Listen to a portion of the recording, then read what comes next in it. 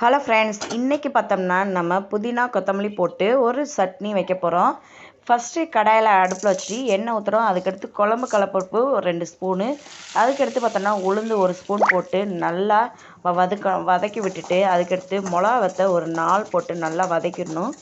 அதுக்கடுத்து பார்த்தோம்னா தேவையான அளவு உங்களுக்கு ஒரு குட்டி புளி, அது வந்து ஒரு சுவை, அது ஒரு டேஸ்ட் புளிப்பு இருக்கிறதுக்காக சில பேர் புளி சேர்க்க மாட்டாங்க. அதுக்கு தக்காளி வந்து உங்களுக்கு அதிகமாக வேணும்னா ஒரு 4 தக்காளி போட்டுக்கோங்க. எனக்கு 3 தக்காளி போதும்னு போட்டேன்.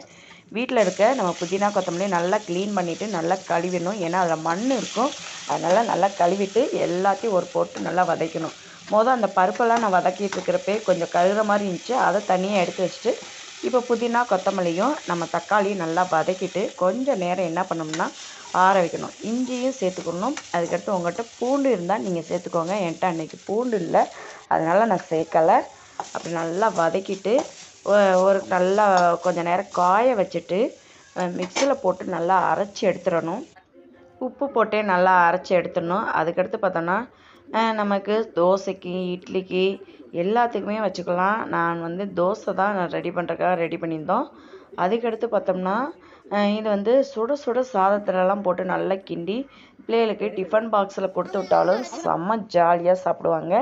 இன்றைக்கி எங்கள் வீட்டில் தோசை ஊற்றி கொடுக்கலாம் அப்படின்னு சொல்லிட்டு தோசைட்டிலே கடுகு இதெல்லாம் போட்டு நல்லா தாளித்து விட்டுட்டு இதையும் தூக்கி அப்படியே தாளிச்சிட்டு அதுக்கடுத்து அதிலே தோசை ஊற்றி கொடுத்தோம்னா செம்ம டேஸ்ட்டாக இருக்கும். தோசைட்டிலையுமே இந்த மாதிரி அப்பப்போ நம்ம தாளித்தோம்னா தோசையும் நல்லா வரும்.